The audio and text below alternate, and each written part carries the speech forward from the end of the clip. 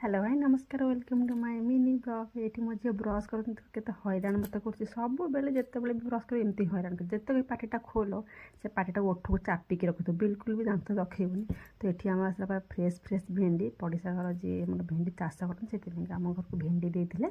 आ मो झील केमती खाऊँ दौड़ी में दोहली दोहली दोहली दोहली खुआई पड़े कहीं खाइला बेले तो मतलब सब एमती हईराण करे मत किसी ना किसी हरकत ही करने पड़े। तो ये आसला ऑनलाइन न्यू ड्रेस रानिया आसला रज पाइंका न्यू ड्रेस ये आम कुनबुन पूरा बहुत खुशी मैंने मो झील ब्याग ऊपर खेलुंट मुझे ब्यागटा नहीं आसती ये देख केमी खेलुं कथार अच्छी भाई भौणी कह कहानी भारतवासी भारी साहसी पशु जंतु हेले भी से भाई भौणी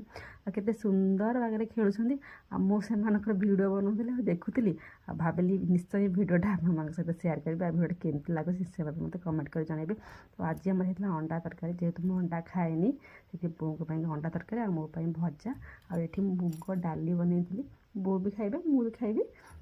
तापर मो झी रात पटे लाख रुटी खाए से सन्धारे बसिक मो झी अटा चकड़ी आ मत कुनू केते हईराण कर अटा चकटिया बेले। तो ये बायर।